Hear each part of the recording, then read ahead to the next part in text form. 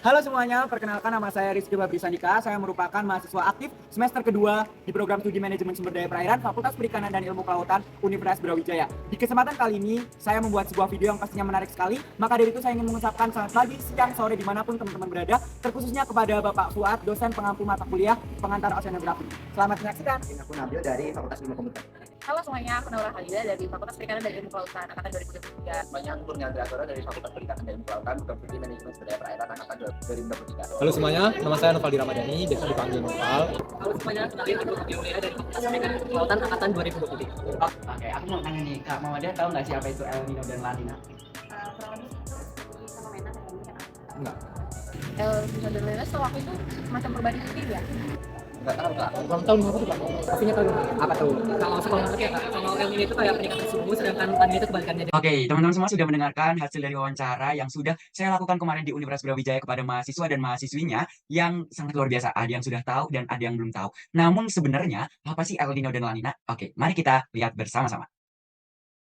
Nah, teman-teman, ini merupakan hasil wawancara yang sudah saya lakukan, di mana ada 50% atau 3/6 dari sampel yang sudah saya lakukan kemarin, itu ternyata mereka sudah tahu nih apa itu El Nino dan La Nina. Nah, tapi masih ada yang ragu-ragu untuk menyampaikan. Maka dari itu di sini saya akan menjelaskan kepada kalian semua sebenarnya apa sih El Nino dan La Nina itu.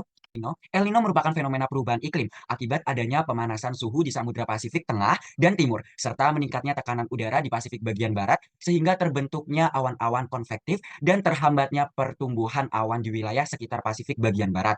Sedangkan La Nina merupakan fenomena perubahan iklim akibat adanya penurunan suhu di Samudra Pasifik Tengah dan Timur dan menurunnya tekanan udara di Pasifik bagian barat, sehingga terbentuknya awan-awan cumulus nimbus yang mengandung curah hujan cukup banyak yang disertai dengan petir.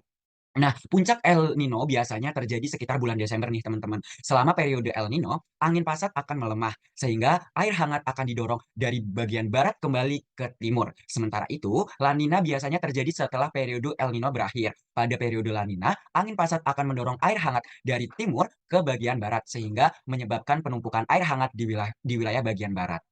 Oke, selanjutnya adalah dampak dari El Nino dan La Nina itu sendiri nih buat kehidupan kita sehari-hari. Fenomena iklim El Nino dan La Nina memberikan dampak langsung nih terhadap pemanasan global, yaitu dengan meningkatnya curah hujan dan terjadinya kekeringan di berbagai daerah tertentu. Kedua dampak ini sangat berpengaruh bagi kehidupan sehari-hari. Salah satunya adalah terjadinya gagal panen yang dialami oleh petani di wilayah tertentu nih, teman-teman. Dampak dari fenomena El Nino dan La Nina terhadap kehidupan sehari-hari juga dirasakan masyarakat nih, terutama kita yang ada di wilayah Indonesia, yaitu nelayan kesulitan mendapatkan ikan ketika sedang berada di perairan.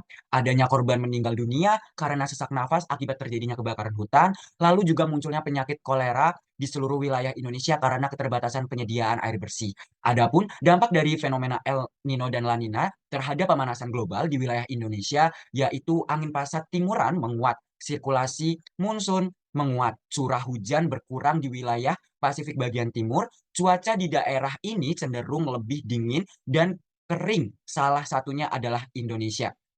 Cuaca cenderung hangat dan lebih lembab, lebih cepat terkumpulnya energi di kolam hangat, baik di permukaan laut maupun di lapisan termoklin. Kondisi perairan Sumatera bagian barat pada saat terjadi fenomena El Nino mengalami penurunan, dan kondisi perairan Sumatera bagian barat pada saat terjadi fenomena La Nina mengalami kenaikan. Ciri-ciri terjadinya El Nino yang pertama itu angin pasat ke arah barat menguat nih, searah dengan kecepatan angin dalam kondisi normal. Yang kedua, curah hujan tinggi di dekat Papua, itu di wilayah Indonesianya, sedangkan di wilayah Amerika Selatannya itu curah hujan rendah di dekat Peru.